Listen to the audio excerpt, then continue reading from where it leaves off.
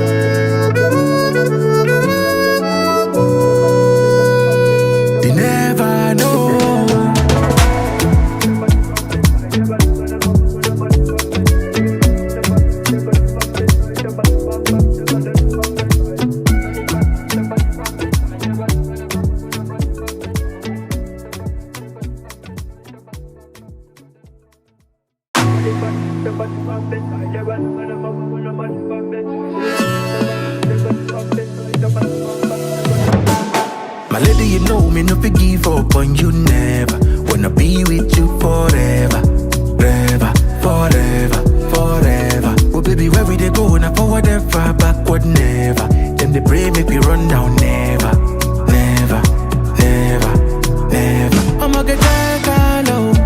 Girl, you're the best I know. Our next move, they never know. They never know. Money go check I know. Girl, you're the best I know. Our next move, they never know. They never know.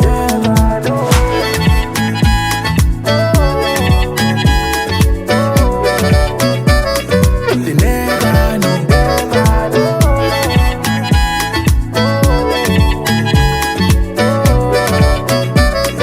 They never know. Without you, baby, the journey go too rough. So you know, girl, I be feeling this love. Even when I'm down, you wanna wait in this up. It's not blessing, I'ma not be luck. Baby, nobody feel there like you. I said nobody feel make me feel the way you do. I'ma get that low. Girl, you're the best I know. Our next move, they never know. They never know. Money go check I know. Girl, you're the best I know. Our next move, they never know. They never know.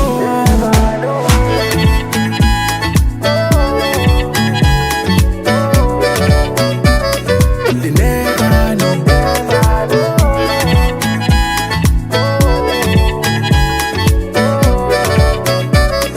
They never know. They never know.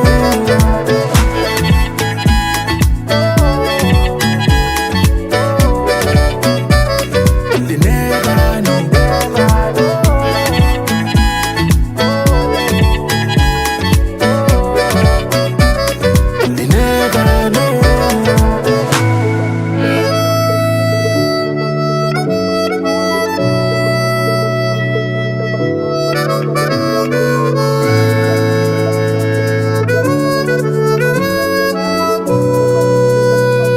They never know.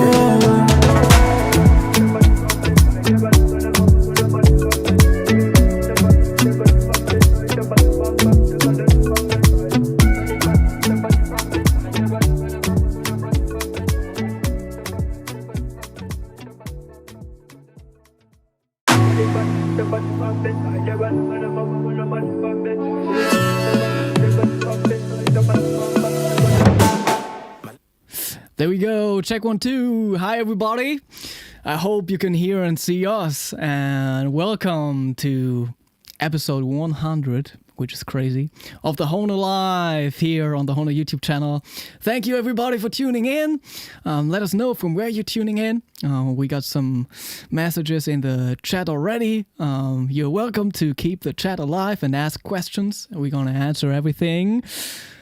And I would like to welcome our special guest today. He doesn't need any further introduction, but he's the one person that always makes me believe in the instrument, even if I don't like the instrument sometimes. Howard Levy! Hey, man. Give him a big you. hand. Thank you for joining us today. Oh, it's a pleasure. It really is. So this is episode 100, which is crazy. This is the third time we have you on, but it's been a while already. So Yeah. it's worth to get a little update. Well, I'll have to start out with how I first discovered Hohner harmonicas, which it just made me think about it right now. Oh, nice. I bought my first Hohner harmonica in 1969 at Manny's Music on West 48th Street in New York. This was like the music store in New York where all musicians went. And so I went in there and I said, I want a harmonica, like a Marine band. What key do you think I should get? And the guy went, why don't you get a G? And I went, okay. I never tried playing one, right? And so I got my G Marine band, and it cost $2.25. That's crazy, right? Yeah. Plus tax, of course, you know. So maybe it was $2.37 or something like this. And I picked it up. You know, I took it out of the cardboard box and I went, I said, okay, I really want to learn how to play blues on this thing because that's why I bought it. Because my friend Keeve, who was the drummer in our high school rock band, which later turned into jazz, and later blues and then jazz, he taught himself how to play harmonica, and he sounded great within about a month. It was amazing. He was a really good musician, a classical violinist who taught himself drums by listening to Elvin Jones records. And he taught himself harmonica listening to all these blues albums. And I took the subway over to his house. I said, "Oh, show me how to bend a note." And he said, "I can't." I said, "What do you mean you can't?" It's just like, "You can do it." He says, "Yeah, but it's inside my mouth. I don't understand what I'm doing." And so that was my start of playing the harmonica. And I had no idea how to bend a note until I had a breakthrough about 6 months later. And suddenly I could bend notes and et cetera, et cetera. And it just was like the first day of the rest of my life. I'm sure that a lot of the people tuning in can relate to that feeling of when you first unlock the mystery of the hidden dimensions of this miraculous little instrument. Oh, yeah. So, I mean, referring to that, like, what keeps you excited about playing harmonica nowadays? Well, I mean, the harmonica keeps me excited, and music keeps me excited. I mean, well, for starters, I have this new band, which actually it's not that new because we started it before COVID, and we were playing quite a bit, and then COVID came, and I got sick right away, and so boom, that ended. But we've picked it up now in the last year. It's called the Howard Levy 4. And matter of fact, we just put out an EP, which drops tomorrow in physical form. So it should be available at midnight, right? Yeah. At midnight everywhere, yes. And it's streaming now everywhere. It's called Live from Chicago because it was recorded live. And I mixed and mastered it myself, and it was very exciting to hear the multi-track. Yeah, I mean, it's a wonderful band. I have 3 amazing musicians in it with me. Guitarist Chris Siebold, who I've played with for many years, and we did that duo album, Art Plus Adrenaline. But also a fantastic bass player named Joshua Ramos, who is equally virtuosic on upright and electric. And a wonderful drummer who's also a great composer, Luis Everling from the south of Brazil. And he's somebody that I've always loved playing with. And matter of fact, I played on his album called Our Earth, Nossa Terra, about almost 30 years ago at this point. And it's just one of my favorite records that I've ever played on. And so to have these guys together and in a band is just a joy. And so I'm playing equal amounts of piano and harmonica, and also keyboard. I'm doing a lot of my playing standing up at a keyboard so that I saw that in the live videos. Yeah, and it's much easier to play because you don't have to fight the breathing thing sitting down to play aggressively on harp sitting down. It's not something that I really like doing in front of an audience. Sitting down, I like to kind of play more relaxed kind of stuff, slower tempos and stuff like that. But I really do like standing. So that's very exciting, and it just gives me a tremendous amount of energy. We just did a tour of Pittsburgh, Philadelphia, Rochester, New York City, and a place on Cape Cod, and it was just wonderful. And you have a band, and the more you play together, the more you mesh, and there's a group feel and a group vibe, and everyone really gets along great with each other. Everyone's real supportive musically, and such interesting personalities, and so it was just a total blast. And I'm still feeling a bit of a rush from it because I just got back home yesterday, I think, or the day before. Yeah, a lot of driving. This is like driving across Europe. Driving from Chicago to Massachusetts, it's That's like, true. I don't even know. Like, 1,500 kilometers, something like that. It's a long drive, 1,000 miles, I think, more. Yeah, I can't Really? complain about my train ride tomorrow. Like 2 hours for the gig. Yeah. That's nothing. Oh, I love train rides in Europe. I mean, that's when I toured over there. That's 90% of the time I would get on a train, and you can't really do that in America. Yeah. It doesn't really work. Trains here are not very cooperative. Yeah, but also here, like people don't really appreciate them enough. I don't know, because most of the time, or like many people have bad experiences, like with them being late and stuff. Yes. Yeah, increasingly so in Europe. But when I first started touring, there weren't as many people using the trains. And so, people would get on and off and it wouldn't take that long. And now there's a lot more people and they're late a lot. I noticed that on my last tour. I see. Many of the trains. Yeah. But so I've just been just doing all sorts of stuff musically and, of course, writing these books, which is an absolute trip. Do you have a copy of Rhythms of the Breath? To be honest. You don't? Well, you're going to have to do. I'm going to have to do something guilty about now. that. You should. You should. But this is my. I think if not for COVID, I never would have been able to do this. To have enough time, not playing and not running around and thinking about gigs, to be able to actually start and finish a book. And with a huge amount of work. Can I talk about it? Oh, definitely. I mean, I'm interested because, okay. I wrote this thing for beginners that's coming out next year, and I know about the process of writing a book like this. Yeah. Oh, man. It just, it's so easy to make mistakes when you're writing, too, that you don't even see. Yeah. You get used to them. Like if you spell a word wrong and you look at it a few times, you don't notice it anymore. Yeah, it can be spelling or also like the musical notation, Yeah, because you look at it and tabs, harmonica tabs. I mean, after a while, numbers and arrows. I mean, is it going up? Is it going down? It's like, drive yourself nuts. Because so this book that I wrote, I mean, it's something that I was messing around with since the mid-'90s. When I went to one of my son's drum lessons and realized that the drum rudiments, which are sticking combinations, right and left hand sticking combinations, could be translated to the harmonica, transferred. So, for example, I mean, I unfortunately, due to the way we're sitting, I can't tap out a rhythm on my knee and have anyone see it, but if you just do like the simplest drum rudiment, the single stroke roll. All right, that doesn't take much mentality to understand. On the harmonica, it's just blow and draw. Right hand is blow, left hand is draw. So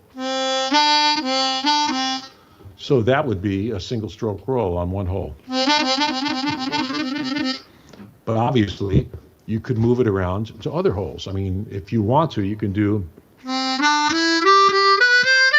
And that would be like a drummer going do do do do do do do do on 4 different drums, right?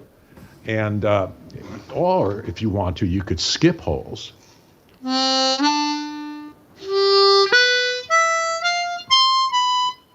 And as soon as you get into stuff like that, that's when you start really learning where you are on the harmonica. So there's several different levels to this book, and sometimes when people hear, I call them rhythmic breathing rudiments. When people hear this, they think, oh, it's about chugging. Yeah. And that is a rhythmic harmonica style. But here, I'm applying drum rudiments to melodic playing. And the idea is to not think about the notes you're playing, but just think about the rhythms of your breath. Exactly. Because what you just played, skipping that whole, already sounded kind of weird, right? Surprising if you are used to major scale and stuff. And the sound is weird. Even if you go...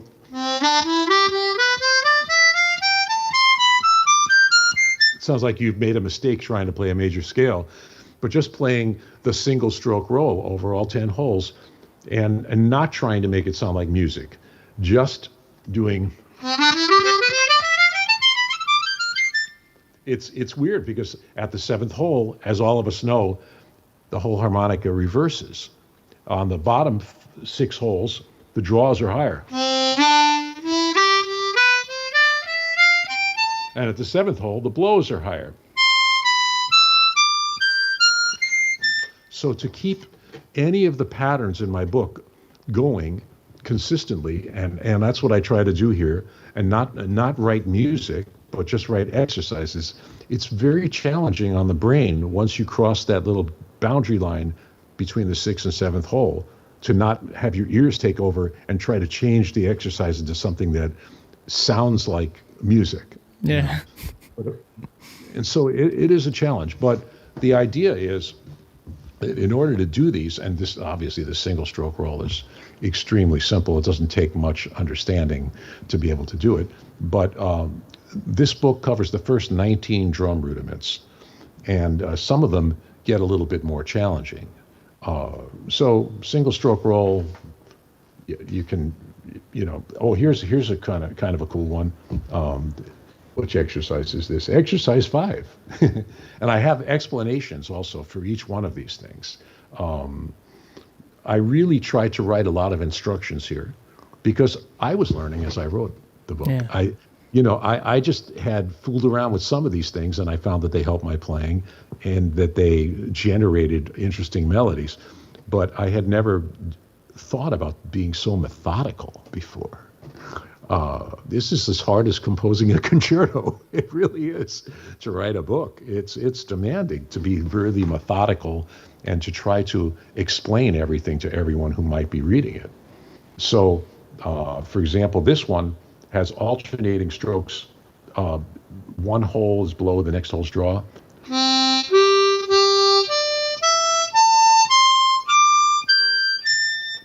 And I wrote it out as a bar of 3/4, so it's like... So there's 16th notes, 1, 2, 3, and then go down.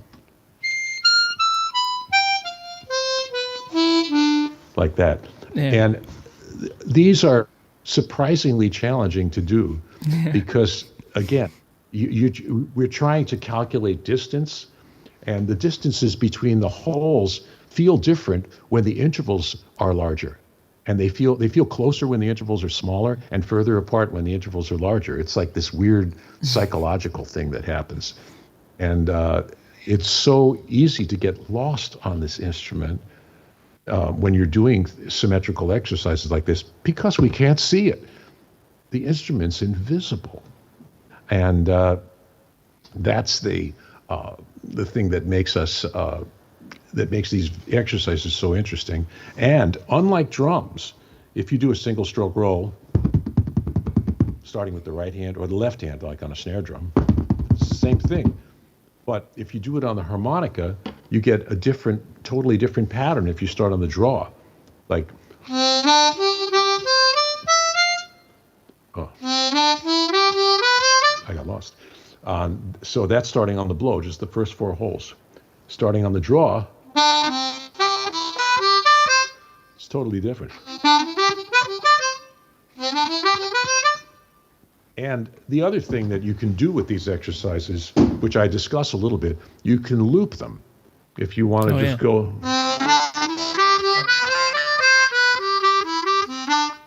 Just small parts.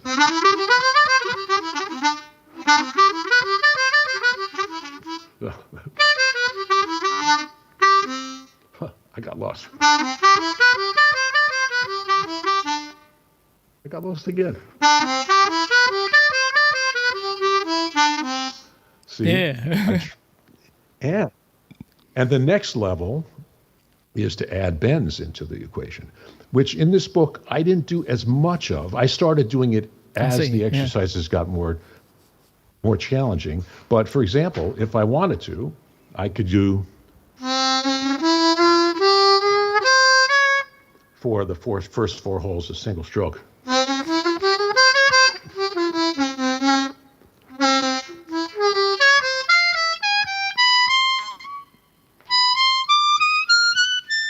All the way up to the top. With every bend that's there, take advantage of the fact that the bends are there. Yeah, that's interesting. Because like also you would naturally have the tendency to play that 7-0 overdraw there.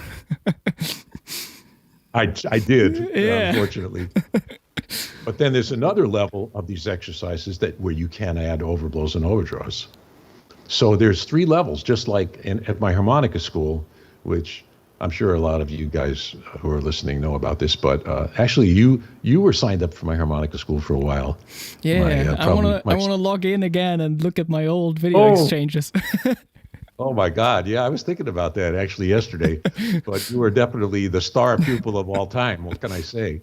But what was I saying? Oh yeah, I don't remember what I was saying. What was I saying? Yeah, I mean, telling about the harmonica school and people know about it. Oof. Well, anyway. But I don't know where you wanted to get with there. Yeah. There was something I was making a point of, but the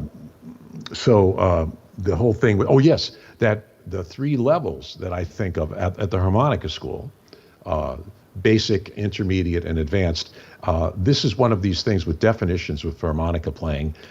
Is always tricky. And so at the harmonica school, I say basic is just playing the notes that are on the instrument. And you can do quite a bit with what's on the instrument. Yeah. I have a question here.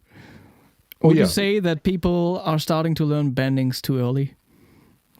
Well, if they don't do it in tune, if they don't understand the functions of bends and don't do it musically, then that's not good. I mean, and it's not so much in tune. I mean, like blues, you don't have to play bends like in tune like a violinist would in a violinist. I just went over help me with a student and like noticing like how sharp that 3-hole draw in that trill is over the minor blues is crazy. Yeah. And that's cool. In the blues, it works. Yeah. If you're playing jazz, that note wouldn't work. And so bending has to fit the genre. Yeah. It's like there's all these inflections.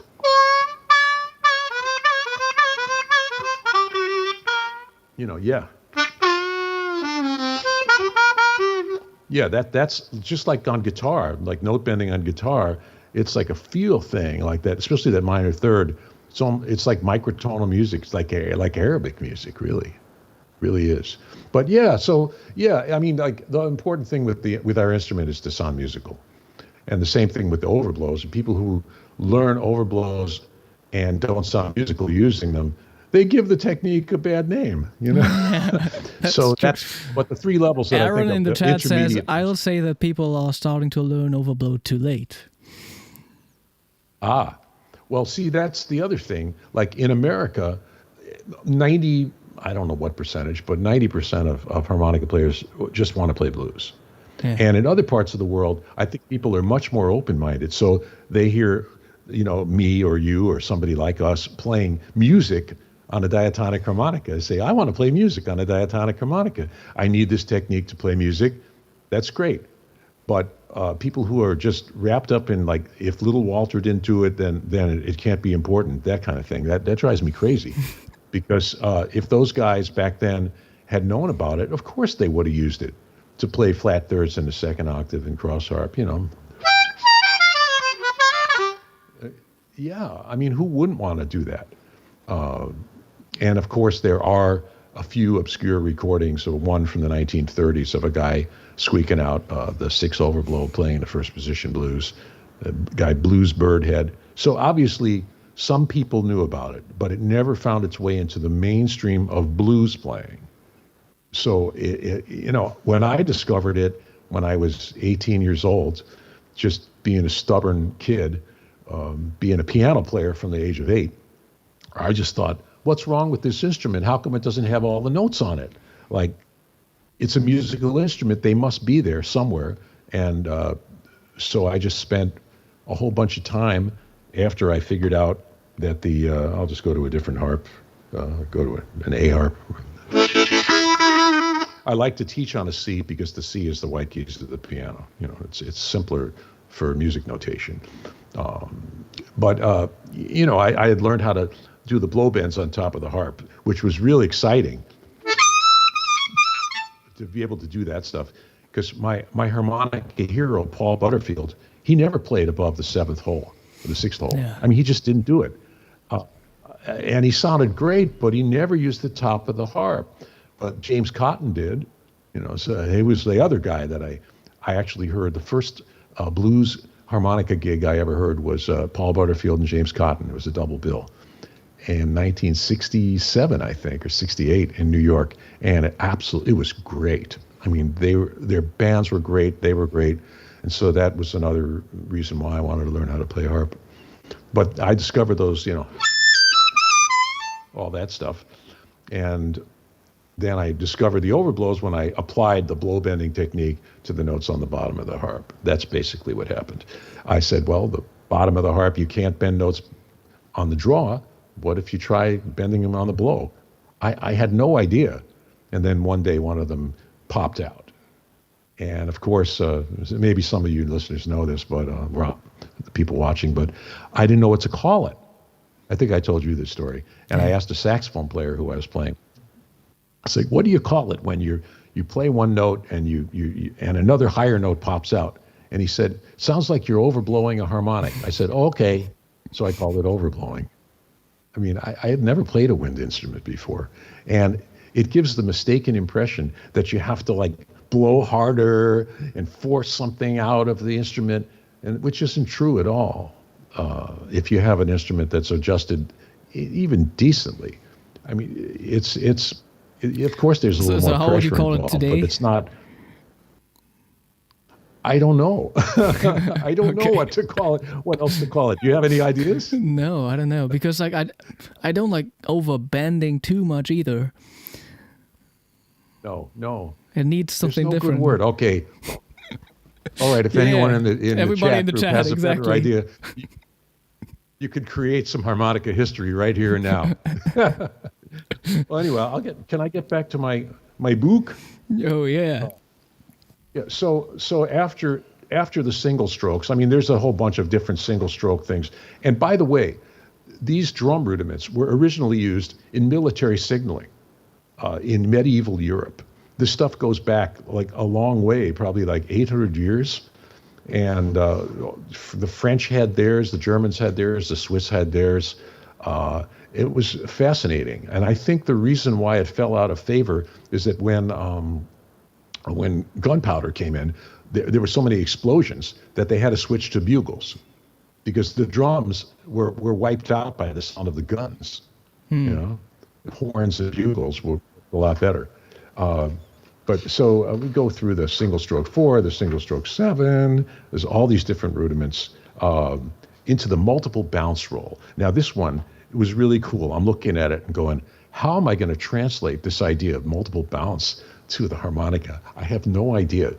And because this is the one where the drummer just lets his stick drop. And the more times it bounces, the less sound comes out. And this is tricky on drums. On drums, this is hard, but eventually it turns into a press roll. Like that.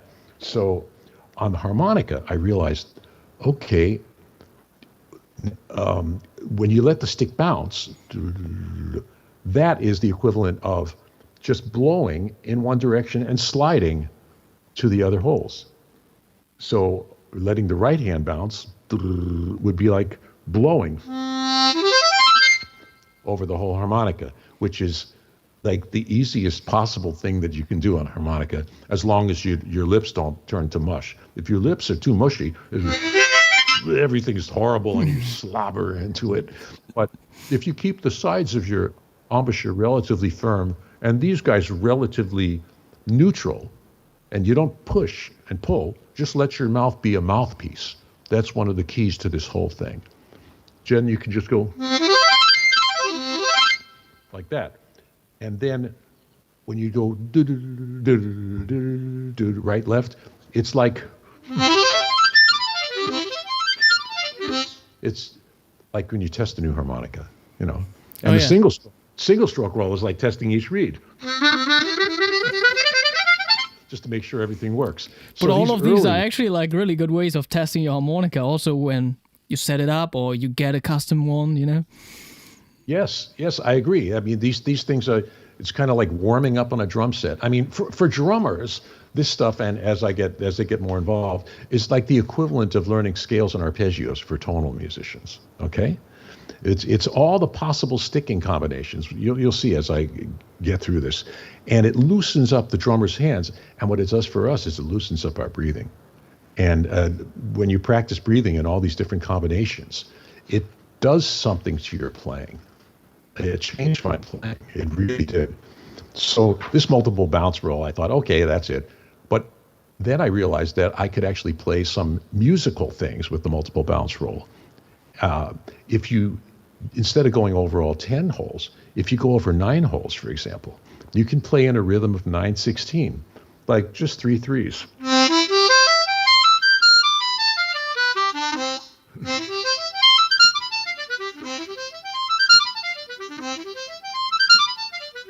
And you can actually play rhythmically, and then start on the draw.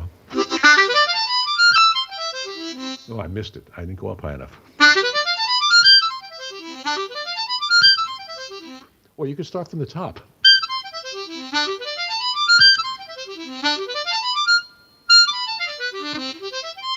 You can do all of these backwards, forwards, however you want. And so then I went through all of the different rhythms, playing 8 notes. And the faster you can do them, of course, and hear these rhythms, the cooler it gets.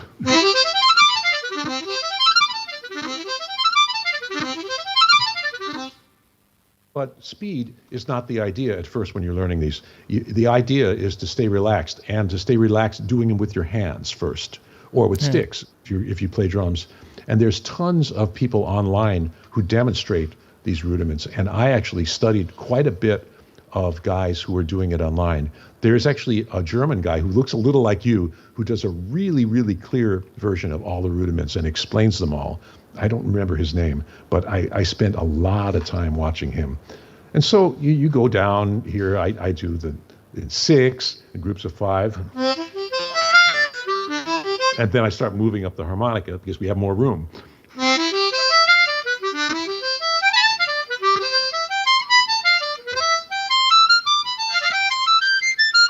I think I missed one, but I have to look at this because I haven't practiced this particular one since I wrote the book.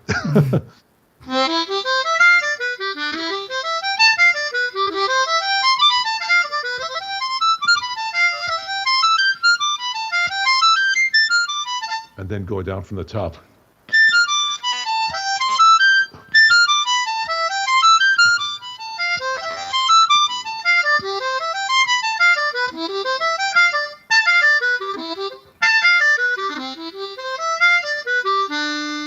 That's the end.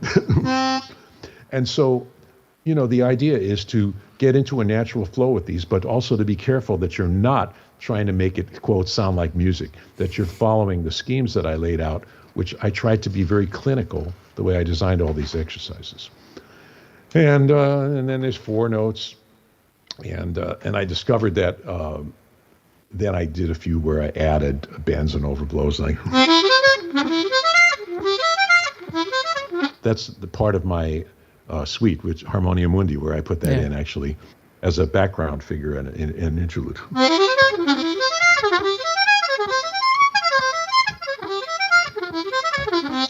That's on page 48, by the way. And I also included a 7-hole overdraw. And, I realized I had played this stuff before I wrote the book. I realized, hey, this is a multiple bounce roll with 4 beats covering 4 holes. And so it intersects with music at a certain point. Okay. And so then the next rudiment, the triple stroke roll, I'm following the order of the official drum rudiments. There's 40 of them, by the way. And in this volume 1, I covered the first 19. I thought I was going to do all 40. And I got through the 19 of them, and I was so exhausted. And the book was 130 pages long. Okay. And I went, no harmonica player in their right mind would want, how long would it take me to finish this? And it would be this thick and be like a phone book, no one could keep it open. And so I realized there has to be a volume 1 and a volume 2 and a volume 3, actually. Anyway, more. But the triple stroke roll on my little box here is, and again, for drummers, this is hard because you got to get the stick to rebound twice. On harmonica, it's the easiest thing in the world. Why don't you try it? Just I got my C harmonica. Yeah. It's incredibly easy for us because all we have to do, if you keep your embouchure neutral and don't push and pull, the notes just pop right out. And you can just move it up the harmonica. You want to try it? Yeah, I feel like 3 is perfect, right? It's like the right amount of space you got to cover, which you can still also cover with your lower jaw. Yes, exactly. Yeah. I mean, I don't know. I like to do them twice. I think I always did them twice. Well, I don't know why. But that's okay.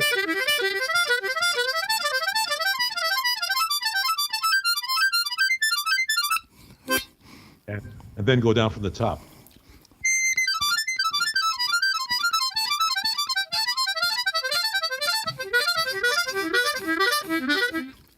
You can hear my harmonica's a little tight on the blow notes in the middle octave. See, isn't this funny? You discover this when you try to do these rudiments, and then you reverse it and start on the draw from the first hole. Oh, yeah. I'm enjoying hearing you do. Yeah, I think It sounds totally never really different. did that.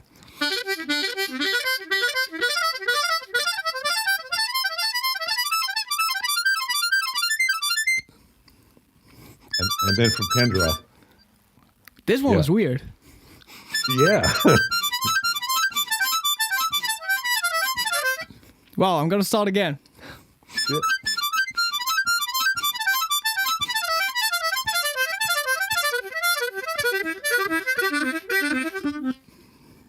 Yeah. So that's the triple stroke roll. And of course, we can also do it different. There's all different ways to do it. I don't want to spend I would tons love of to time. do that on an out-of-box harmonica, to be honest. This is one that I'm practicing rudiments on. I see, This is an out-of-the-box Special 20 Deluxe. I mean, a Marine Band Deluxe, rather. I like the way the notes pop out of them. Yeah, exactly. Sometimes our customized harps are set up so sensitively for overblows and overdraws and stuff that these quick things don't come out of them as easily.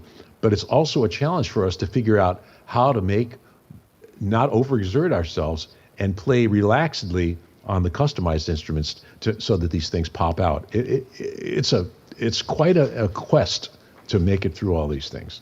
And then, of course, we can add bends to it. Just like I did with the 4, which is the extension of the multiple bounce. And then there's, I'm skipping over a lot of stuff. Then we get to the double stroke roll, which is kind of the heart of drumming, really. The combination of singles and doubles just create all the other rudiments. And so the double stroke roll is just, whoops, I got a snare on here. They say mama, dada, or dada, mama, dada. And of course, when a drummer does it with sticks, or a very fast conga player, let's say, would do it, it turns into a blur. And that's the idea. Of course, on our instrument, we can't really get the same kind of speed on these double stroke rolls because they're too close together. But it's the same idea as the triple, but it's just a slide from one hole to the other.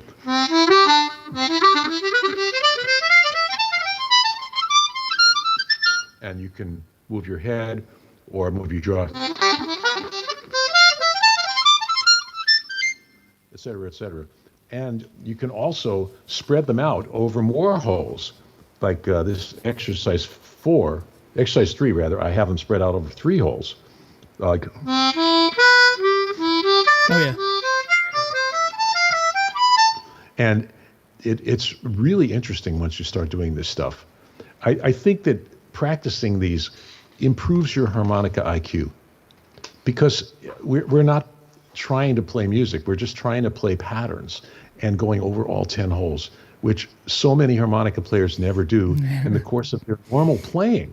I mean, even if you're playing a blues, like you never hear guys go, they don't do that. Even though the notes are right there, the breathing pattern is different. You know, and you don't need any special technique to play that on the top. But guys are afraid because it's like, oh, if I go over the 7th hole, I'll fall off the edge of the earth. You know, and so. And if you can make it up, it's going to be hard to make it down. Right. And then, of course, the notes on the top don't bend. They're all the opposite bends happen. And in order to play a consistent blues lick, like, you need.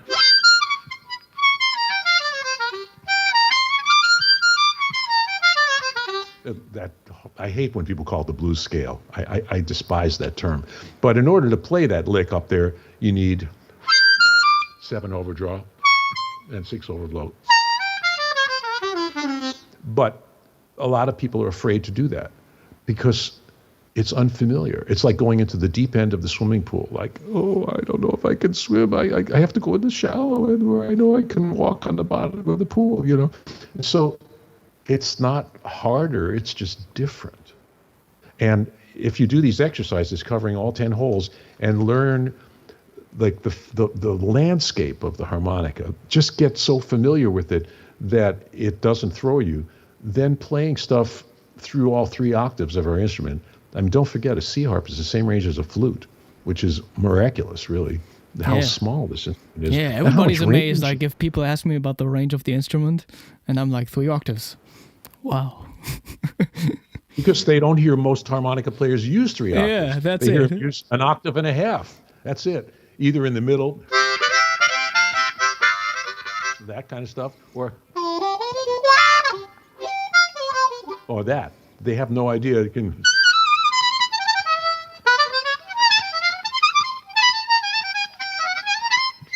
They don't know that that's there. And people say, that doesn't sound like a harmonica. Well, yes, it does. It doesn't sound like harmonica players that you're used to hearing that are not getting everything out of the instrument that's there. Anyway, continuing along here, where's the next one? I don't even know. Oh, I have a thing of triplets, yeah. And then and this is where it gets interesting. The different rolls, which I never understood this. I'd look at a 5-stroke roll, 6-stroke roll, 7-stroke roll. What does that even mean? Because I've looked at this stuff before in my life and I never understood it. But all it means is that you play a different amount of doubles. Like a 5-stroke roll is just that. So it's in 2/4. 1, 2, 1, 2. It's called self-reversing. It's right, left, right, left, right, left. So if you try it on a harp, I want you to try it. So I think I never tried that one.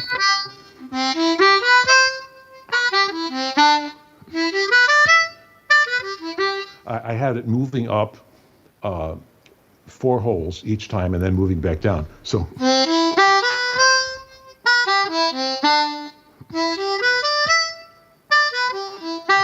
And the idea is to accent the last note. So a drummer accents the the heavy downstroke. And these the doubles are like kind of like grace notes leading up to the main accent. And from this point on, the accenting gets real important. So the idea is like da da da. So you want to try that? Oh, where's my C? There it is. And then you do Back down. Right. Is that right? And then Okay. and then you move up from. Right. And Oh no. exactly. And so it makes you have to do this consistent thing of you start going down a hole below the high note.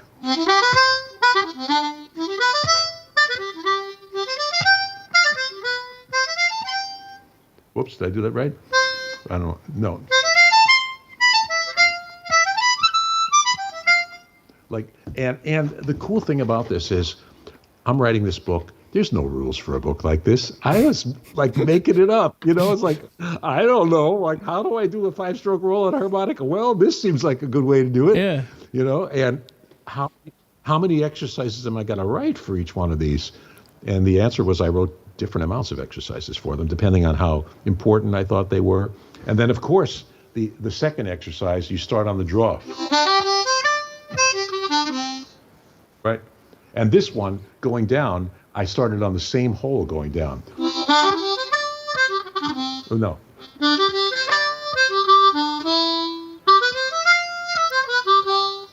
Oh, okay. It's, 1, 2, 3, 4, 4. And then 4, 3, 3, 2, 2. No, I'm doing it wrong. Oh, my God. No, I did it. No, I'm doing it wrong. Oh, my God. I have to start on draw.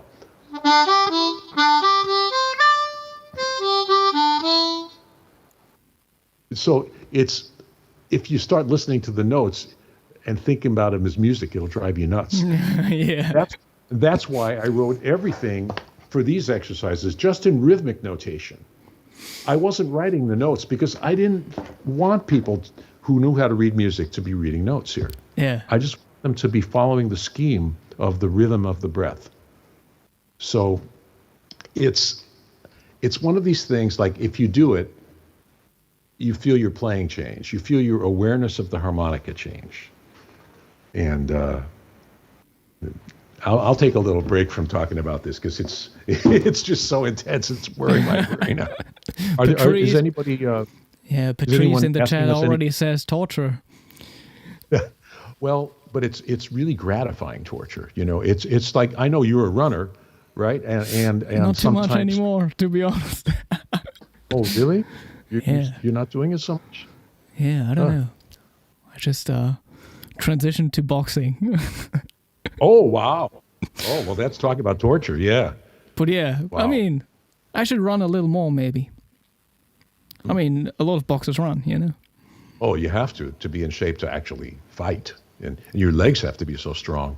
And yeah, that's a very important part of harmonica playing, actually, is to have a strong core and have your legs strong for standing up and playing gigs and not slouching, you know, Yeah. and getting all your chest muscles all compressed. And it's really important to breathe. And I actually have instructions on that in here. I wrote like a long introduction talking about relaxed breathing and all this other stuff. I put everything in there that I possibly could to make it as easy as possible for people to play this stuff. So I guess I'm just getting back to it. Why not talk about Yeah, the I think we seven-hole- don't the have seven-stroke roll? any suggestions or ideas or inventions for overblows. It's hard to think of. No, nobody said another word. No. So I guess this crummy term has to suffice. So the 7-stroke roll is just 3 doubles.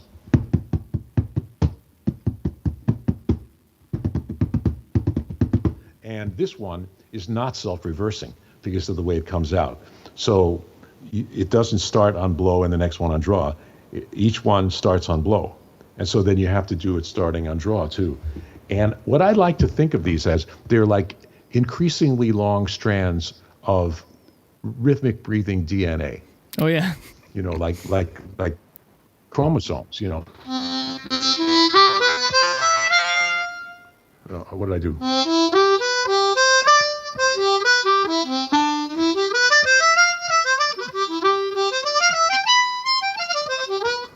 And if you're doing it relaxed from the embouchure, from your diaphragm, this thing, it just pumps naturally, right, and one smooth column of air is coming right up through your mouth, through the harmonica, and it's a really good feeling. And since they're symmetrical, well, this one is not entirely symmetrical. You're not going to run out of breath too much. Yeah. On this one, see, it's there's one more draw. So it's just in between four holes. This one. Yeah. You could do it that way. I wrote mine a little differently. Oh, but I see. Yeah. Yeah, I wrote mine a little differently, but you can do that. Why don't you try it? I mean, there's, like I said, there's This no one, rules. you're going up, right? I just made up my exercise. Is it? Yeah. No. What I did is I went from 1, 2, 2, 3, and then 4, 5, and then back down to 4. Oh, okay.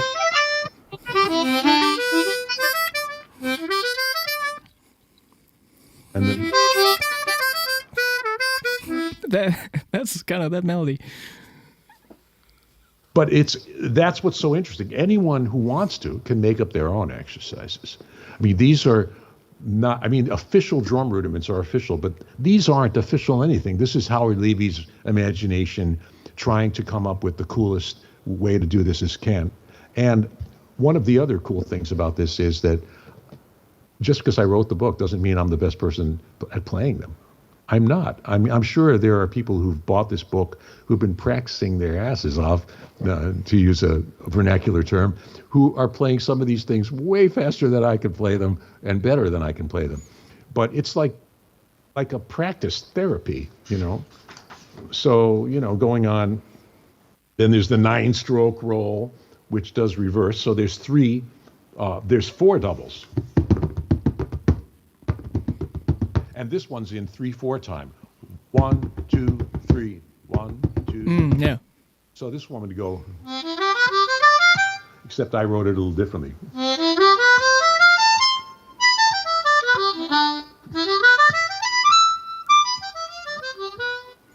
And it goes on, et cetera, et cetera. You want to just try doing it your own way? My own way. Yeah. Well, what would I do? Yeah, that's interesting.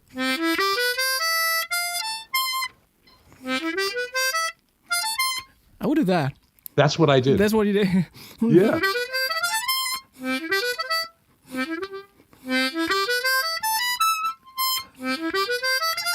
And then back down with starting on the draw.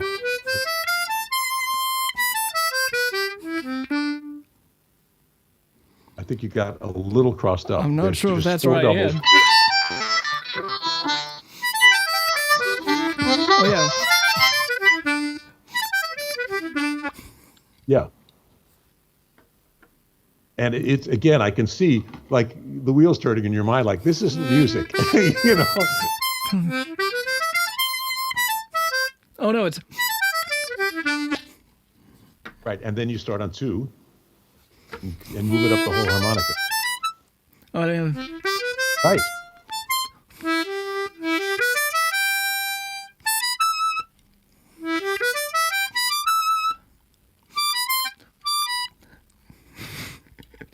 Starting Yeah. to think about the notes, right?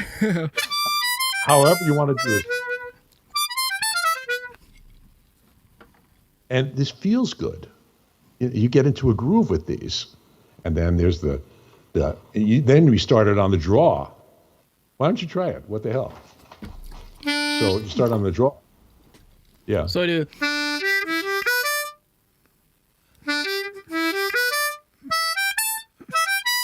Ending on 7, right? No, I ended on 6 on this one for whatever reason. Okay. So-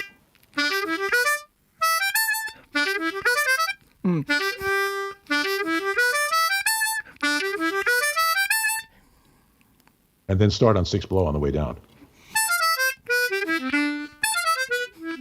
start on 6 blow on the way down. It Oh, yeah, true. reverses.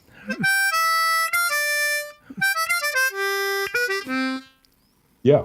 That's super strange, right? Yeah. Yeah, I ended on 2, but whatever you do, it's just there's something about these that clear up my brain a little bit when I'm practicing before a gig. I like to do this before I play like my concerto or before I do a heavy jazz gig. Then there's the 11 stroke roll, the 13 stroke roll, and so they're just a whole bunch of doubles. The 15 stroke roll is this, and what I stress to people is before you play any of these, you should play them with your hands first. So the 15 stroke rolls, right? Isn't that right? There's 7 doubles and a single. 1, 2, 3, 4, 5, 6, 7. 1, 2, 3, 4, 5, 6, 7. Oh, 1, 2, 3. No, there's 7 doubles and an 8th one. So 1.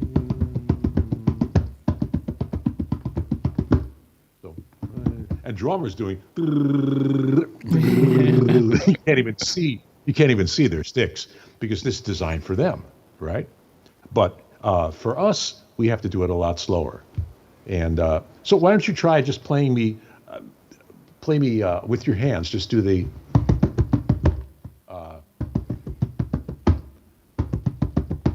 That's the. What is that? The 9-stroke roll? Yeah, that's. So why don't you try the 9-stroke roll with your hands? That's 9, right? First. Yeah, so first one starts at the right. Yeah. Yeah, you can see what I'm doing, right? Right. Yeah. And the accented note is actually the last note. Yeah. And other way around, right? Yeah, it's right, left, up.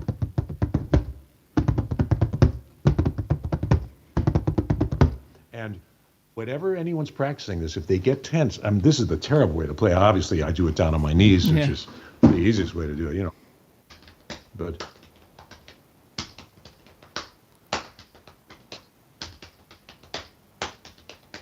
and you should keep your breathing relaxed when you're playing these rhythms. It's really interesting because when we get tense, our breathing goes, if you're playing a guitar or a piano or something and you get tense, the breathing is the first thing that seizes up in a person. And that's why some people's throats get tense when they're like doing public speaking. They get nervous, Bill Clinton's voice always used to crack when he spoke for that reason. So the idea is you have to do this. It's like yoga, man. It's like stay totally relaxed. And don't do it faster than you can do it. I like to tell people this on harmonica. You can't play faster than you can play. I mean, you know what I mean? I mean, you can play as fast as you can play, and that's it. And if you can play faster than someone else, that's great. But you can only play as fast as you can play, and which means you have to stay relaxed doing all of these things.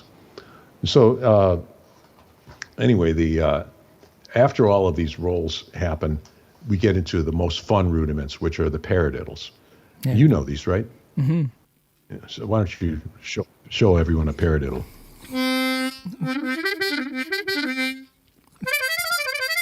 Yeah. Yeah, you can do them real fast. And the idea is this is a brain thing, like a brain coordination thing. It's right, left, right, right. So it's a single and a double. Right, left, right, left, right, left, right, left, right. And the idea to get the speed up is to accent the first note. Sounds like a train. Yeah.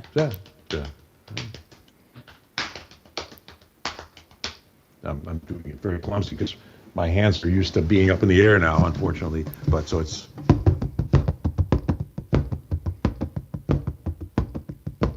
You see, I'm lifting my hand higher. Now, a real drummer, there's all sorts of special techniques they use to do this.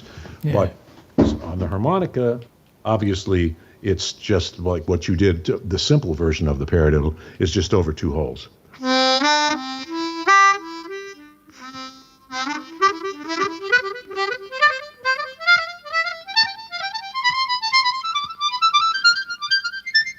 And I'm accenting the first ones of each 4. And so you can spread them out over 3 holes, over 4 holes, however many. And that's where the tuned drums thing come in. It's like a drummer going do, do, do, do, do, do, do, do, spreading them out. And drummers even spread them out between their hands and feet. Because the right foot and the left foot can do paradiddles. The right foot hand, left foot right hand. It's fascinating what they can do. But what I did, I wrote a tune based on paradiddles. And I realized that the middle of the harmonica, it sounds like fiddle.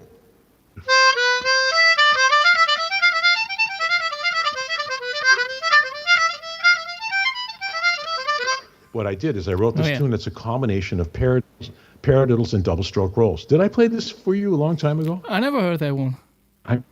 No, I call it paradiddle fiddle. I mean, it's a silly name, but it's actually very accurate as to what it is. So it's on what page is it on the book? Oh, here it is, page 109. 109, is that right? Yeah, I think so. Or page 100. And I wrote this one out in musical notation with the tabs and the chord changes above them. But the idea is it's all paradiddles. Sometimes I'm going back a hole, whatever, to create a nice melody.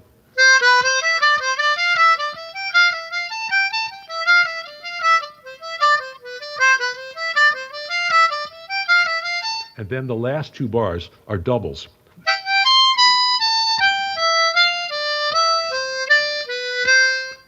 So it's a combination of paradiddles and double stroke rolls. Yeah. And it's so hilarious because it sounds like a fiddle tune.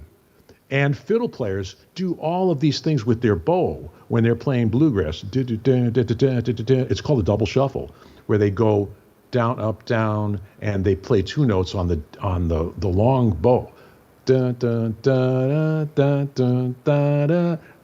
And so they have a choice, though.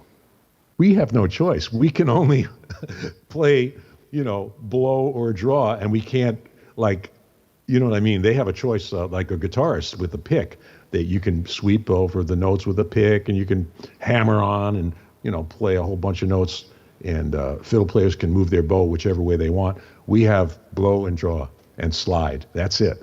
So the notes that come out are the notes that come out.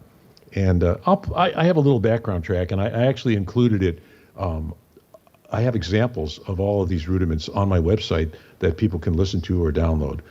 I recorded them all on harmonica. Now this leads to another subject, but I didn't record every one because I would have spent weeks. Yeah, I see. I just recorded 1 or 2 of each one. So there's 70 of them or something. I don't know how many. But this is paradiddle fiddle. And I have this at a speed of 200 beats per minute, which is pretty moderate, actually. Whoops. I'll just do it slow oops, where did it go? Here it is. For everyone listening, so they can really hear what I do. And the bridge goes into the relative minor, just like a lot of fiddle tunes.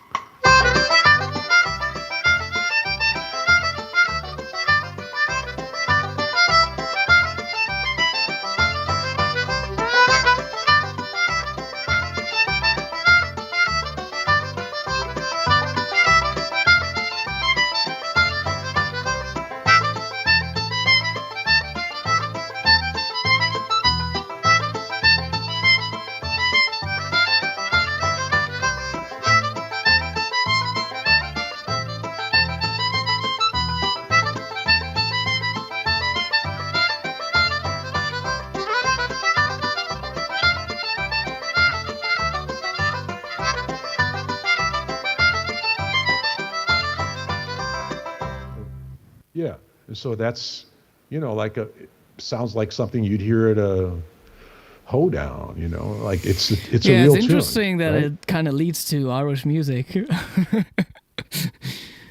Yeah, just from using 2 rudiments, the paradiddle and the double stroke roll. As you can see, I mean, this was blowing my mind when I wrote the book. I was like, every single thing that I wrote was like this process of discovery, this like aha moment, light bulb moments that I was having. I had no idea what I was going to discover. But I just said, well, I'm starting this thing. And I just got more and more excited the more of the book I wrote, and trying to include musical examples. And just today, I was messing around with this, realizing I could do the same exact rhythmic breathing rudiment, the paradiddles and the double stroke rolls, and play it in the bottom octave.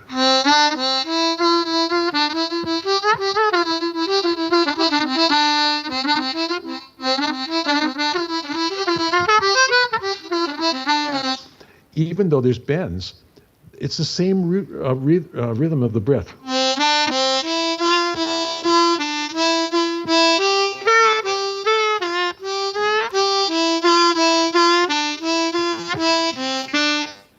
So I play along with the basic track.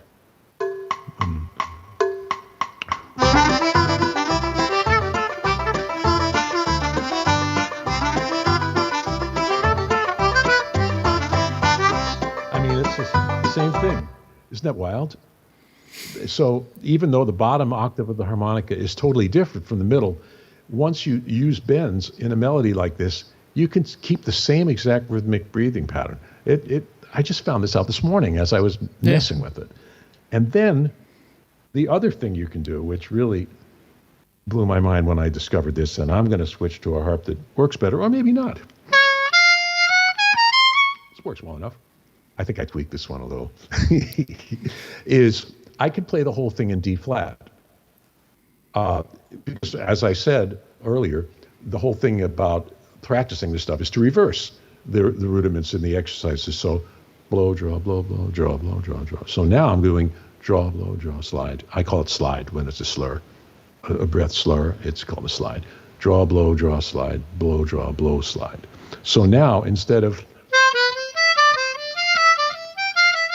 I'm going to go. I'm trying not to drool into the harmonica.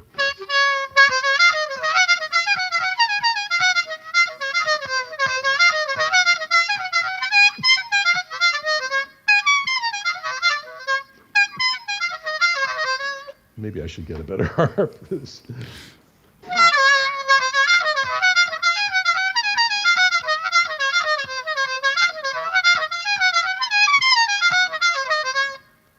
Oh, yeah. And I actually discovered that I could do this when I was playing at the Spa convention 2 years ago in Tulsa.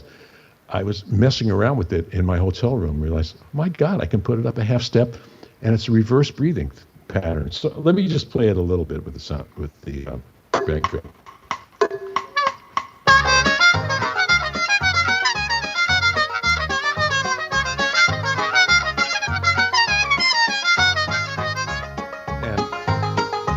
And the bridge works too.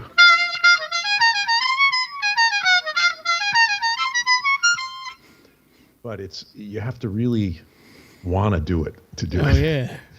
And I want to practice that. You want to try that just for the hell of it? Not right now. Try it.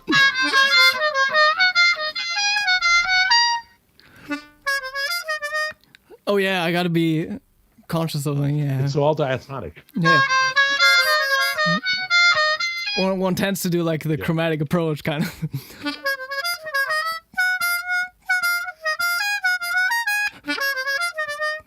Yeah, I gotta keep the band there, right?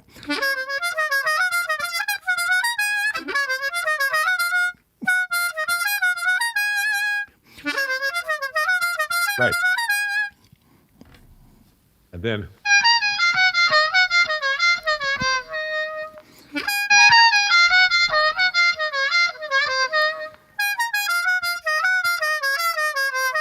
That one was easier. Sure.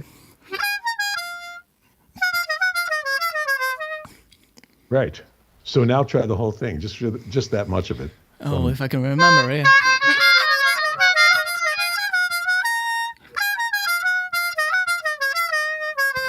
Oh, yeah, that's it, right? Yes. So.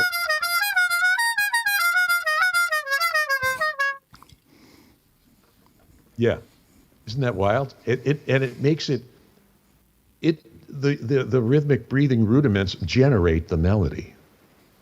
And that's what's so wild about it, that you don't have to think about the notes. All you have to think about is the direction of your breath. And if you incorporate bends or overblows, that's fine. And you know what it's supposed to sound like. And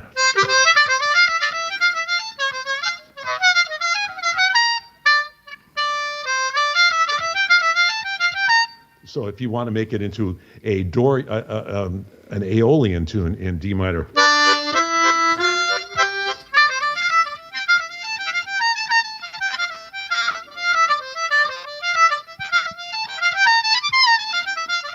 you could do it that way too, without even thinking.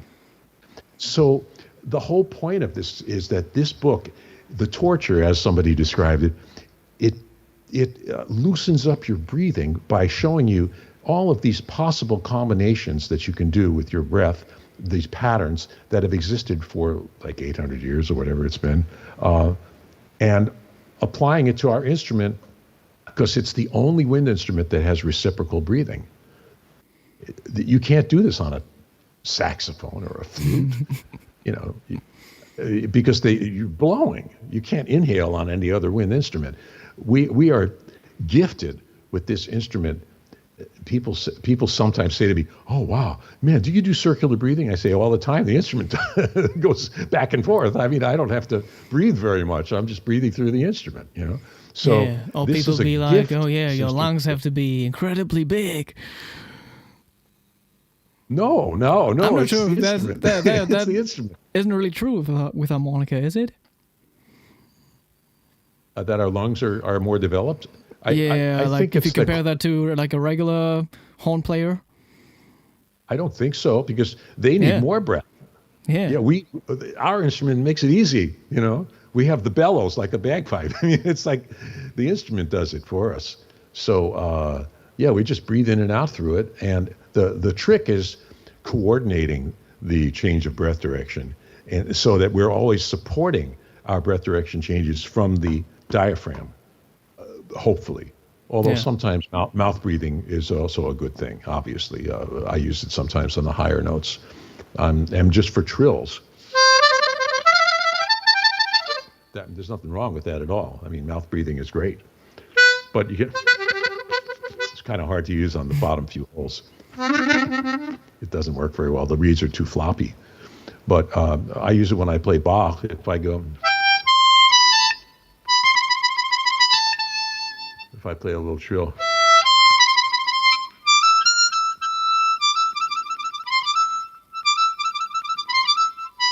See, again, I didn't locate 7.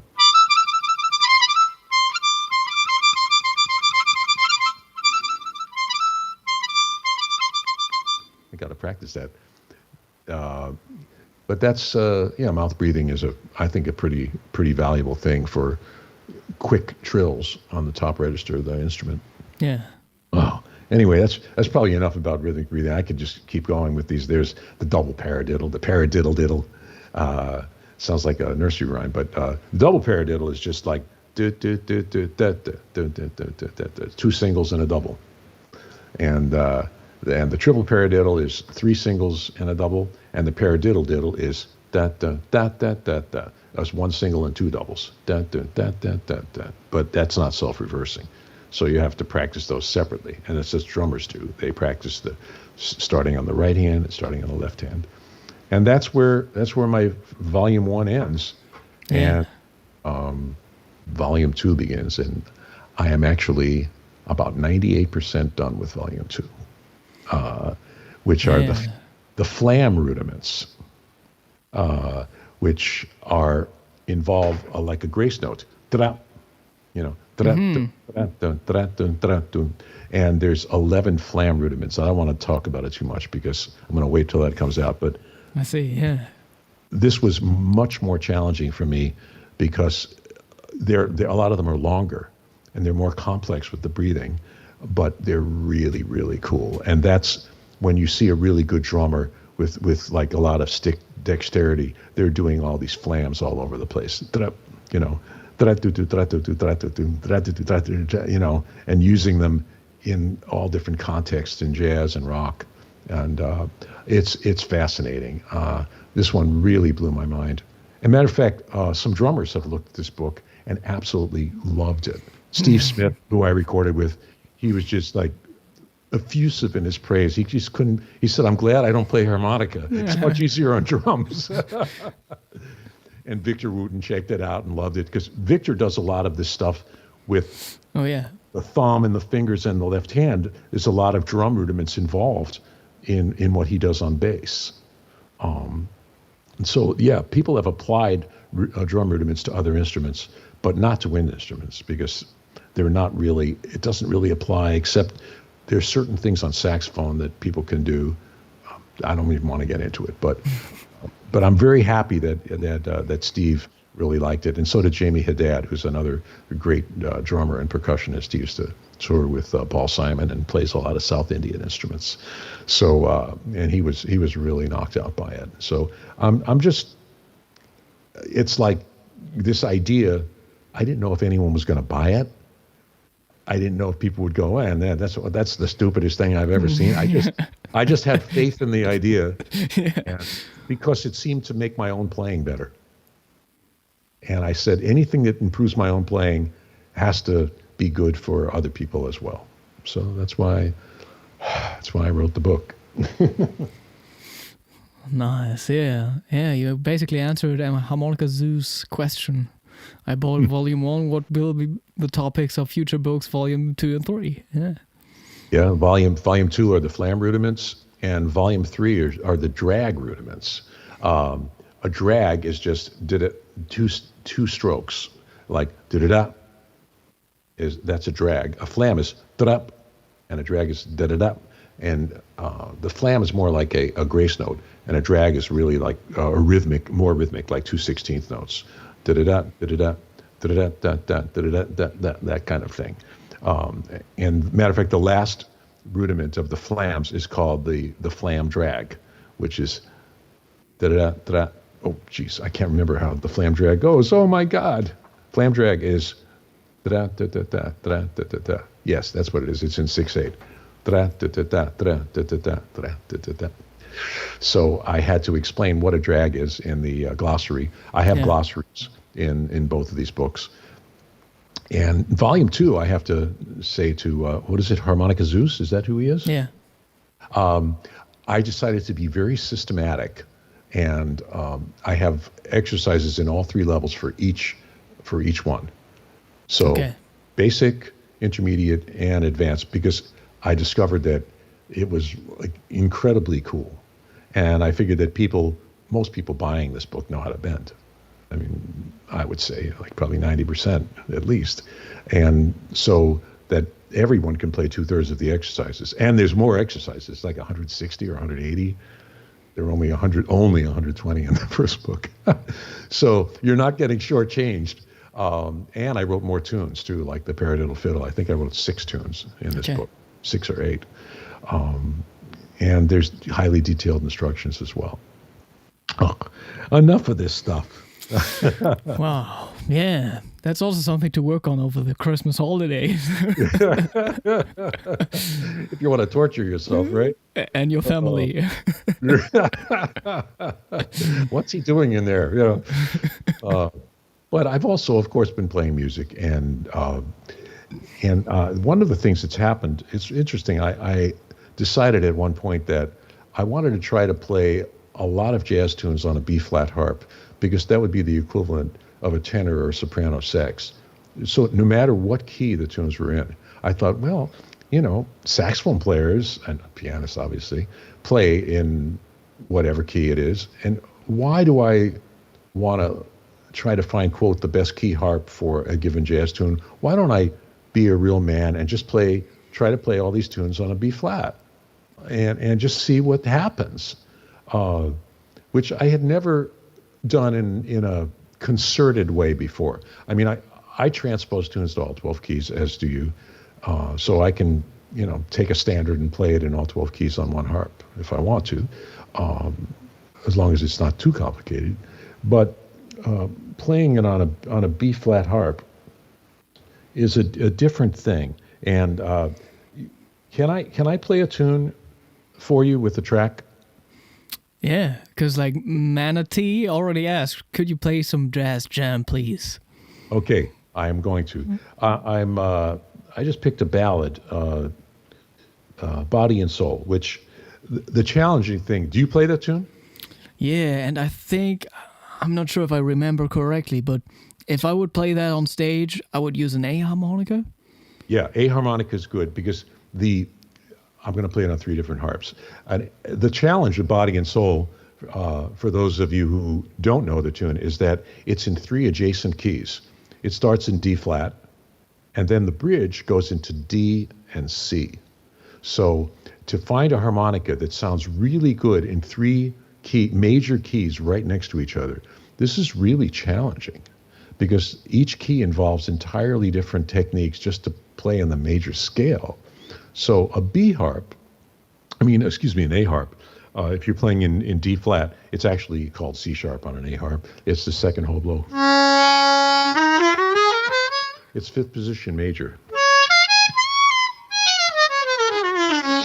And then the key of D is 12th position, which is easier to play in the major scale. And then the key of C is, I don't know what position it is, but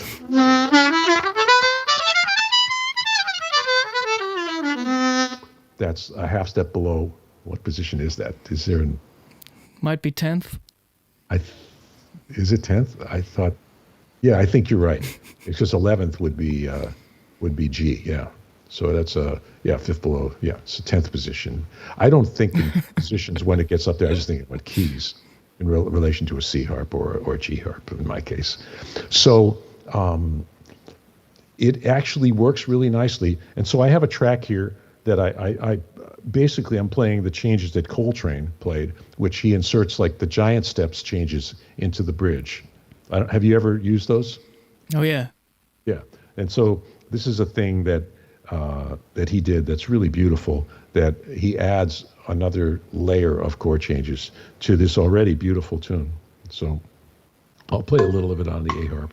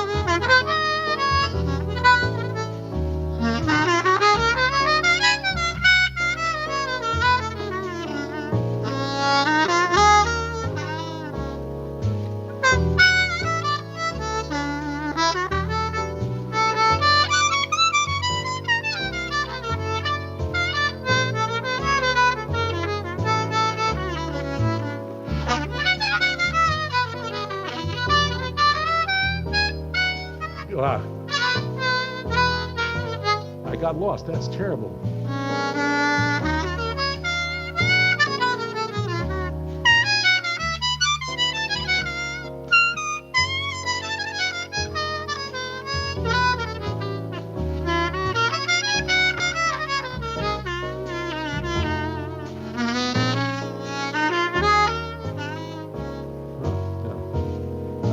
In the second part of the bridge. Anyway, but that's the A harp. Yeah.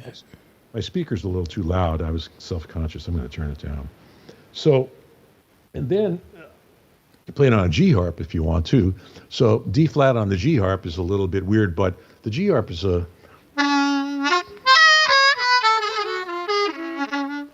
And then you got cross harp for the bridge.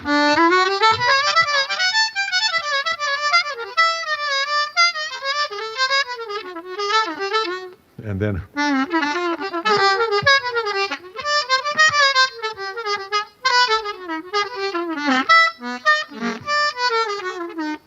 and so it's actually, the bridge is easier than the A section, easier technically, but mentally, if you really approach this thing right, none of it's harder, it's just different. And if you have a harmonica that will respond, it's very playable. I won't bother to play this with the backing track. Obviously, I can do it, but I don't want to take too much time. So I'll play it on the B flat harp now, because that was the original idea of our discussion. And the challenge of playing in D flat on a B flat harp is that the first note of the scale is one overblow.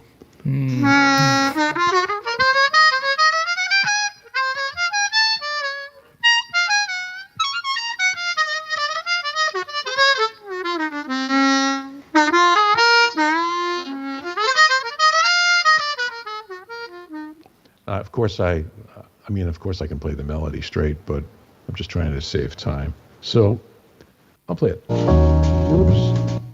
And this thing does go into double time ballad feel, which is really nice, actually.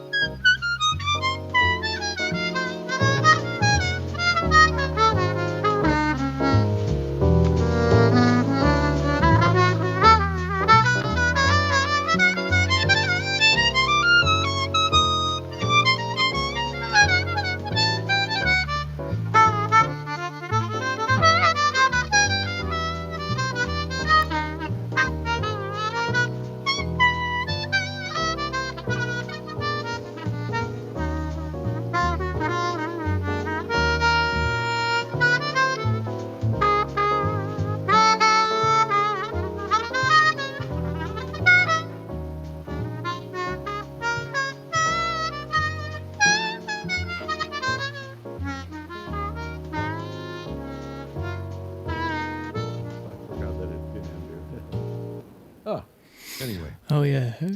That's it on the B flat harp. That's interesting.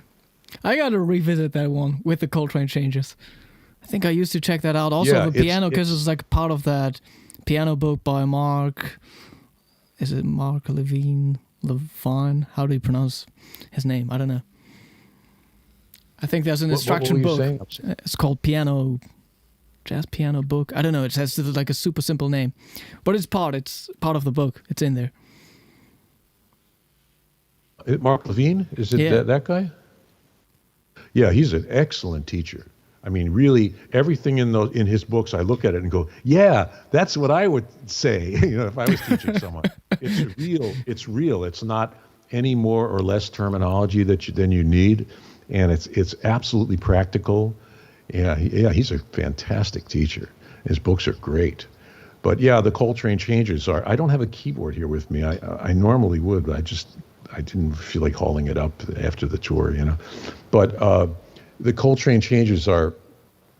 They go up a minor third, and a fourth. Is a.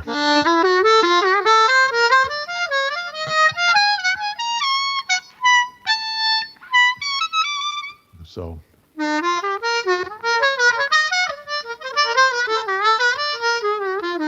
It's like adding another frequency of changes to a simple 2-5-1. It's if you're in the bridge of this tune. Boy, now I forgot which key harmonica I'm on. My brain just melted. Maybe I ought to do it on Boa a G says, where I think Fearless better. Howard with those super clean lines and those one-over blows. I know, I just have to believe in it. That's cool. Yeah, and you have to have a harp that'll let you do it. And if you don't, you can mess around with the reed clearances yourself. I mean, this is not like something that is absolutely voodoo. I mean, you can, if you take some time and some care and be cautious, you can get your one overblows to come out and be able to sustain them. It's not an impossibility. This harp is really nice, the one I used. It's actually, I'm playing almost entirely Faliscos, Hohner marine bands with special 20 reed cover plates customized by Joe Falisco. But some of them, I'm using some Thomas Hankes. And that was one of his. I just wanted to ask, yeah. That was one of his, because I really like Nice. that B-flat harp for playing like that. But I have, Falisco does the same thing. Not quite.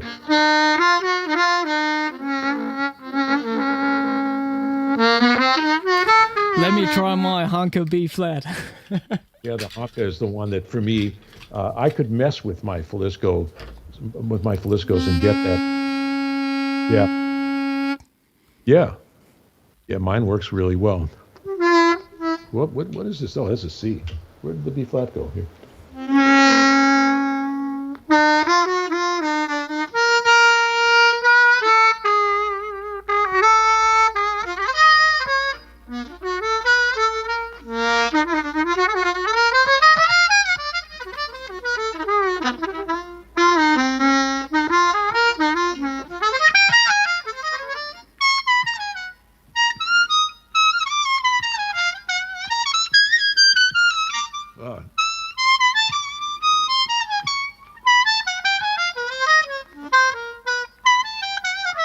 I think that doing the rhythmic breathing rudiments made me less afraid of trying to play jazz lines in the top octave of the harp than I used to be.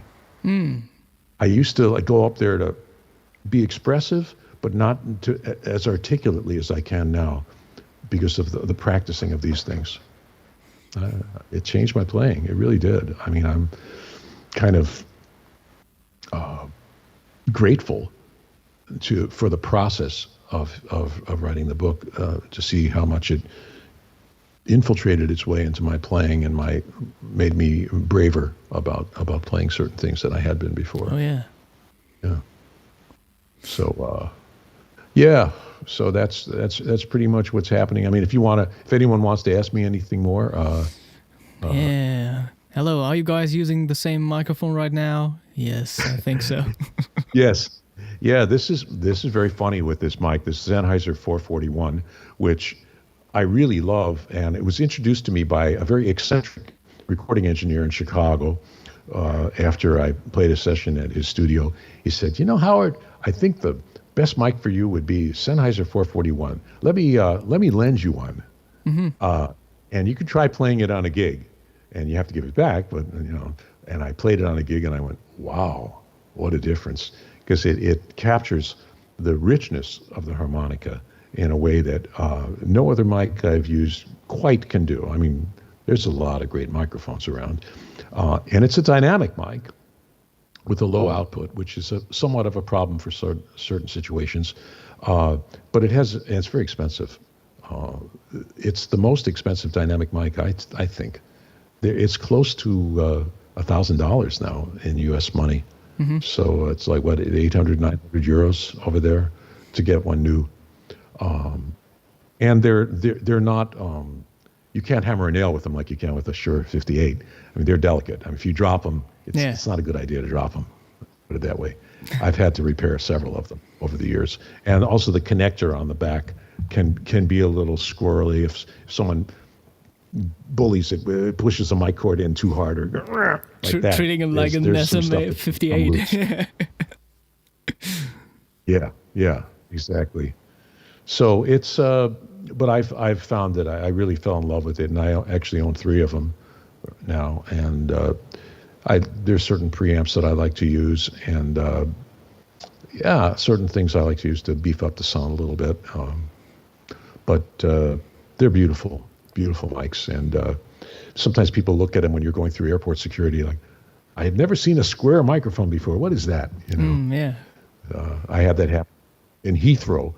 They're very interested in this. It says Sennheiser on it. Don't you see? It's a microphone.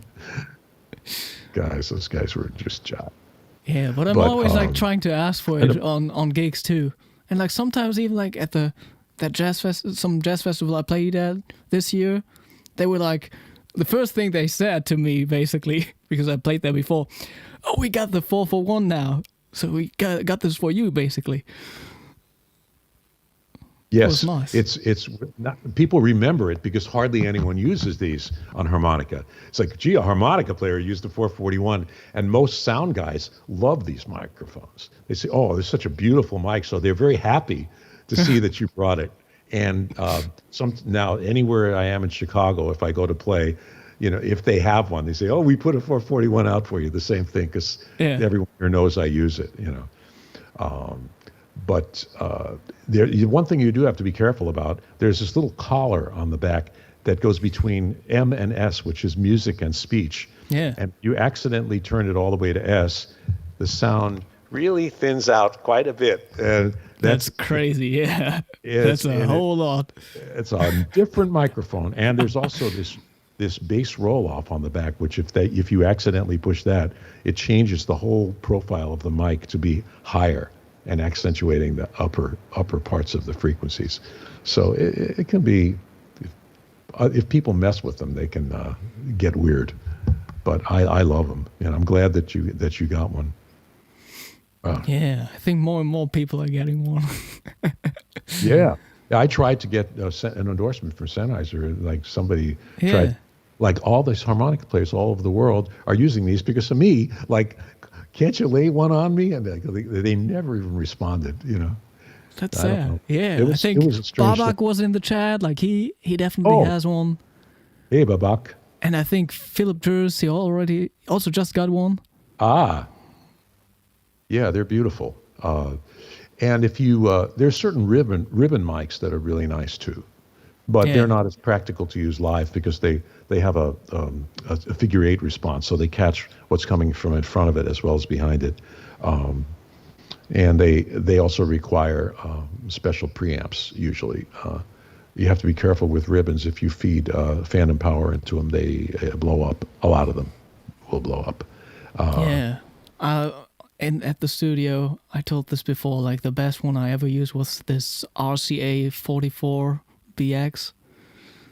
They're just like beautiful, perfect for harmonica. Fat sound, and they're big. They're shaped like a diamond shape, and you have to obviously get one that's been restored because these things were built a long time ago. But they are not really practical to use live, right? Well, it depends on how loud the setting is. I mean, all the classic American jazz recordings, like Ella Fitzgerald's albums and stuff, they all sang through those, and I can hear when it was a ribbon mic. It just has this rich, beautiful sound, and they're fragile too. And the ribbons, if you own a ribbon mic, you have to store it upright. If you lay it on its side, the ribbon can sag. Oh, I didn't know. Yeah, it's an actual ribbon made of some tungsten. I don't remember what kind of steel alloy or what kind of metal alloy, but you want to keep them upright. Even when they're in the case, you don't want to lay the case down and store them that way. Yeah, they're weird, but they're beautiful. Yep, great mics. Can I talk about my dad a little? Oh yeah. I don't know how long we've been on. I have no idea. 1.5. Oh, yeah, maybe we should cut it then. But I do want to tell people about my dad because he's 100 years old, actually 100 and a half, and he's still singing. You can find some clips on my various YouTube channels of me playing with him. He's got this unbelievable baritone voice that he doesn't use a microphone. He fills up any size room he's in and sings Broadway tunes, standards, and opera in Italian, French, German. It's truly remarkable. And I recorded about 60 tracks for him during COVID, and he did many concerts in the building where he and my mom live in Atlanta, singing along with a boombox. And we did a concert together about a month or two ago down there. It was just wonderful, and just to see somebody of that age still like learning new tunes, and working on his craft and taking it so seriously. There are musicians at the age of 30 who stop doing that. Yeah, exactly. So he's a major inspiration for me, actually. And I was just talking with him earlier. So Howard, when are you going to come down and we can do another concert? It's either going to be January or February, depending on my schedule, because I got a bunch of stuff coming up. Matter of fact, Michael Riesler is coming over to the States, and we're going to do a show here in Evanston and one in North Carolina, along with his son, Lorenzo, who's a fantastic drummer. And they have some new music that's real hard that I have to figure out how to play on piano. Oh, yeah. So it's rhythmically like, oh my God, I don't know how I'm going to do it. So I'm very excited about that because I haven't played with Michael since before COVID. I haven't been to Europe. I'd sure love to come back sometime relatively soon because it was obviously impossible for me to go over there for quite a while. Yeah, so, we also got to make up for that jazz hall gig we were supposed to do. Yes. Well, I'd love to come and do that one, man. Yep. Yeah, we were going to play all sorts of different stuff. Yeah. Bach, maybe Tata thing. Maybe even with strings. There are so many good string players there. I would love to. I'd love to do a concert together. That would be fantastic. Yeah. And on that note, which I think was a B flat, maybe we should we should end this hang and and once again express my thanks to you and to Hohner for continuing to make episode 100. incredible. Cheers. Yeah. Cheers. Yeah, and have to go back to Trussingen and say hi to everybody at the factory and say hi to Gerhard and everybody else. And I heard Gerhard played a concert. Was it in Korea or? Oh, I'm not sure. Maybe he did like an orchestral kind of gig, right? Oh yeah, something because I know he can really play. So that's wonderful that he played a concert. I have to hear more about. One of my greatest joys was playing my concerto with the Hohner Accordion Orchestra. I see. They're great, and they had a really good conductor. I can't remember his name off the top of my head. That's terrible. I totally spaced on it. But when we played my concerto at the Innsbruck, it was the International Accordion Festival in Innsbruck. Yeah. And it was just a thrilling experience for me. I was really moved at how beautifully they played, and just the vibe was just so great. It was something I never, if you had told me this like 20 years ago that I'd be playing a harmonica concerto with an accordion orchestra, I would have thought you were crazy, but it was wonderful. And I got to do it 3 times actually. Yeah. And each time was better than the last. So, I don't know. There's a lot of other stuff going on. There's more things I'm working on, but this is enough for now. This is everybody don't forget the EP. I mean, if you're in Europe, 1.5 hours to go, and you can listen to it online already, right? Yes, Yes, and are they all my tunes? No, one of them is a tune written by the drummer Luis, and the other three are my tunes, which I had to. One of them is a tune I never played on harmonica. I wrote it quite a while back for my jazz quintet in the 1980s. It was something that I never even played that much, but I went back and found it on a cassette, and I went, wow, what a cool tune. And this band, it would actually sound good if I could learn the damn thing on harmonica. So I did, and I'm real proud of that. It's called Midway to Midway. And the other tunes of mine that are on there are Fade to Black, which it's a really good version of it. That's also on the album with me and Chris. And then the last one is the Steroid Choro, which is also on the album with me and Chris. But playing it with the band, especially with the Brazilian drummer playing it, it's just a whole other level of coolness. So I'm real proud of it, and I think it sounds really good. And the band is gonna keep going, and I'm sure that we're gonna record a full-length album sometime this next year. All right. Well, awesome, everybody. Best of luck to you. I know you're doing all sorts of great things, and very, very proud and happy to be here, and wonderful to see you again. Oh yeah, thank you so much for taking the time. Everybody out there, check out the description box. To check out Howard's social media and website, and the EP coming out tomorrow. And see you next week for the last Hohner Live of this year. Nice. Yeah. Getting ready for Christmas. I can really feel that Christmas is coming up. So yeah, everybody. Bye-bye. All right.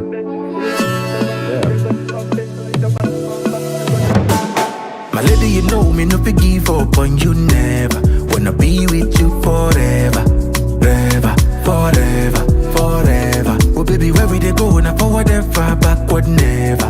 Them they pray, make we run down never, never, never, never. I'ma get that low. Girl, you're the best I know. Our next move, they never know. They never know. Money go check low. Girl, you're the best I know. Our next move, they never know. They never know.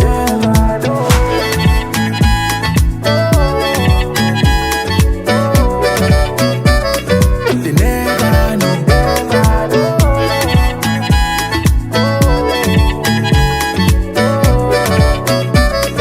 They never know. Without you, baby, the journey go too rough. So you know, girl, I be feeling this love. Even when I'm down, you wanna wait in this up. It's not blessing, I'ma no be luck. Baby, nobody feel there like you. I said nobody feel make me feel the way you do. I'ma get that low. Girl, you're the best I know. Our next move, they never know. They never know. Money go check low. Girl, you're the best I know. Our next move, they never know. They never know. They never know.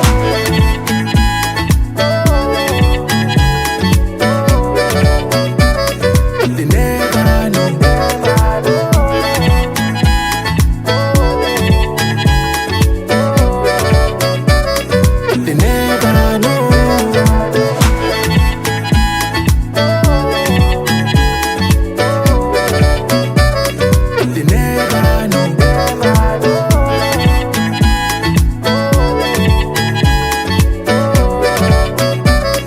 They never know. They never know. They never know.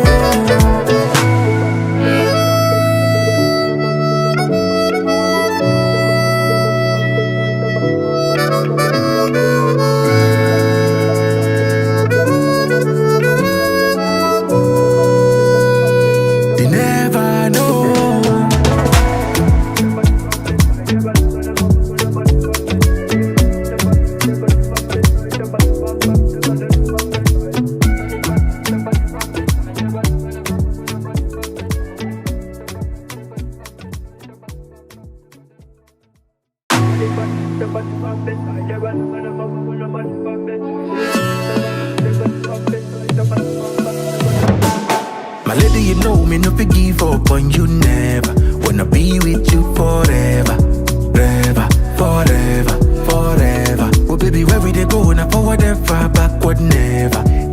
make me run down. Never, never, never, never. I'ma get that low. Girl, you're the best I know. Our next move, they never know. They never know. Money go check I know. Girl, you're the best I know. Our next move, they never know. They never